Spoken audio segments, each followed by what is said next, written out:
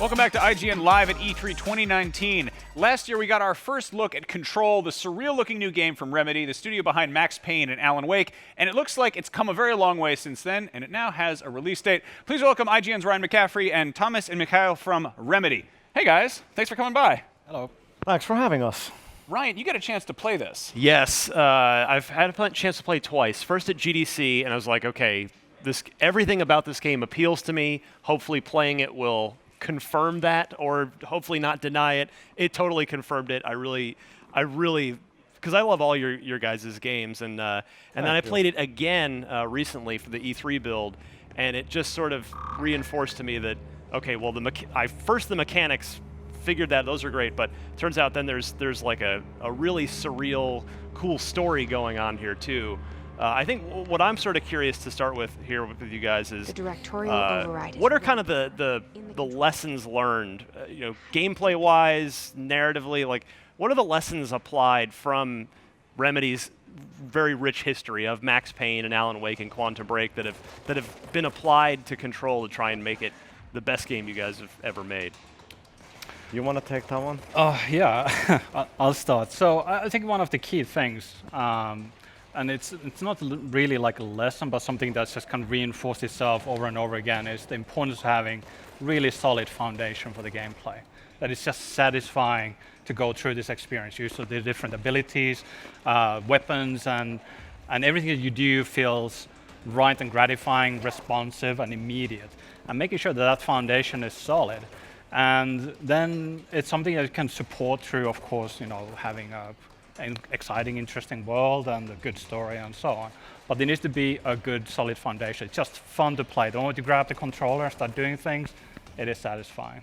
I guess for people that might not be super familiar, I mean, they're watching footage of it now, like the star of the game almost feels like the building itself. You guys have kind of explain what the brutalist architecture and how sort of you play with space in this game. I have to say this guy is also plays janitor, an interesting part in the game. Suffice to say. With the building, so because we're doing a pretty surreal experience, strange phenomena, weird things that you witness over and over again, it's important we find something relatable, understandable, clear, and simple in a way as the kind of foundation of this environment. And that's how the oldest house came to be, this brutalistic location. Everything you see is what you get, concrete, steel, glass, wood, and so on. Yeah. And then we layer on top of that all of that weird stuff, the strange supernatural phenomena, what's going on with the hiss, and so on. So you see something that's relatable that you understand, but then you have the weird stuff on top of that. That creates that interesting contrast in the experience. Now, something new for you guys is there's side missions in this game. It's not just a linear action adventure path. So what's sort of the goal there, and how far can you kind of wander off the beaten path and just get lost in the world? Pretty far, I'd say. We're watching mission 3 here, and it's like that mission is the first time when the game starts to kind of open up. You do revisit this area, well, especially if you want to do some of the side missions that kind of take you around the building more so. And it's just, for us, there's a lot of new things in Control, not necessarily like in games, but especially for Remedy doing sort of the main storyline and then supporting that through side missions. The side missions just give us a great chance of going even weirder. Like, it's a good way to sort of explore some of the other characters and their backgrounds, as well as sort of Bureau's past, and yeah, just go a bit crazy. Yeah, and I would add that in all the previous games that we've done, we spent a lot of time creating a believable, deep, rich world. But then we have this linear story that we are telling, and it doesn't give you a lot of room to go and do other things. And this time we felt like, let's start with the world itself, because we have all of these interesting other ideas as well that we want to explore that might not have anything to do with the main campaign. And in Control, like, we have this chance to actually tell these other types of stories as well, to create an even more complex, interesting experience. The thing I really like is the sense of isolation. Like, there are characters around there, but it has this feeling of sort of working the night shift at an office. It's very, it is almost like aggressively, horrifyingly mundane. Like, we see all these games where you're like climbing mountaintops and exploring space, and you're like, No, this is a creepy ass office building. Do you see like the sort of the outside of this? Are there outside areas or? Isolation was definitely an aspect of what we wanted this to feel like, that you're kind of locked into this place with this unsettling, strange force that has corrupted and taken over almost every other human. So you're locked in this place with that. And having said that, it's an infinite space seemingly, so it's a large, complex location, and nobody really knows how large that is. I have to say, yeah. you described it incredibly. You made boring sound beautiful, or mundane sound beautiful. Amazing. And the mundane bit is what I love. Like, you have supernatural enemies, and then you throw filing cabinets at them. And that's just awesome, right? Like, use relatable, understandable things to defeat these crazy supernatural enemies, and that's part of the fun. Well, you sort of referenced there the telekinetic powers Yeah. that you have, and I'm sort of curious, what are some of your favorite combos to do in the game, of ways to dispatch enemies, or just maybe favorite individual powers, or even, when people fire this up on August 27th, where should I put my skill points at first? I think I'll let you answer, but quickly, I think that's the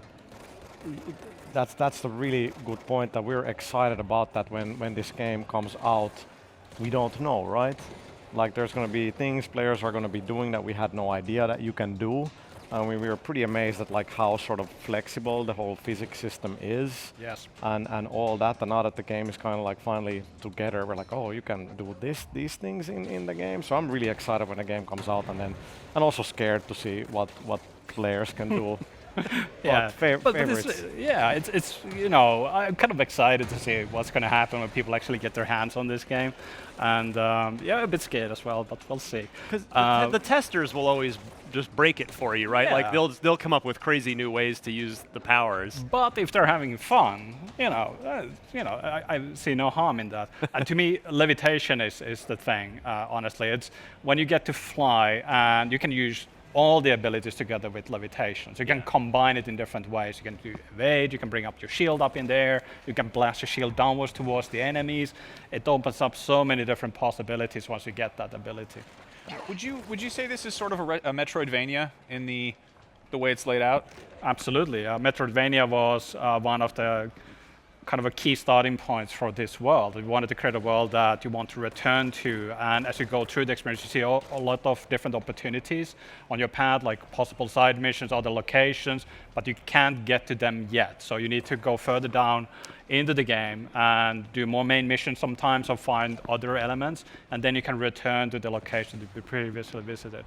Yeah, it's like when you finally do get levitate, then you're like, oh, what was that area I saw like in the first hour or two, and then you can go back and venture out and reach all new places and all that. And that's, I mean, we have that up and running, like it works in the game, and it really is coming together well. I love that because it kind of hides it too. It kind of obscures it because everything is so kind of grounded aesthetically. It's not like you walk by like an orange door and you're like, I need the orange thing to open that. It seems like you can sort of hide the other pathways in the background almost. Oh, we do have keys. There are keys. We do have keys. They might not be orange, but we talked about the mundane, but I think that's when Mikael said that the building is almost kind of infinite. Like, trust me, there's a lot of really visually crazy spaces in the game. Well, for me, a key part of the visual identity of this game, where I could see just one frame of this game and know right away that it's Control, is the lighting. There's just such interesting use of color and the way that the game is lit. I mean, how far along in the process was the idea for the game, the story, the gameplay, married to the actual look of it? The idea for the lighting actually was established really early on. It follows brutalistic principles. You need to lit up brutalistic spaces in a very specific way, and it creates this very graphic, clear visual tone for these locations. And that was established early on, together with Janne Pulkkinen, who's the art director for this game. He's done a wonderful job in establishing this really unique visual identity for the game that we're really happy about. So that was established quite early on, but of course, as we build these complex locations and so on, lighting is one of the things that comes in quite late. So that's been happening pretty much throughout this year, I would say, that we're getting some final lighting in place. All day, every day. Yeah. Now, something I saw an image online of the, we can kind of see it there. The gun is something just completely alien. It's just, it's like if you made a Glock out of the monolith from 2001. There's just something weird happening there. But at the same time, we saw like the janitor or one of the guys you're talking to has these like almost just these sort of 80s B-movie looking pieces of technology on there. Where does this lie historically? Like, I feel like you've got a bit of... I believe the alien technology referencing is the Walkman, a cassette tape player.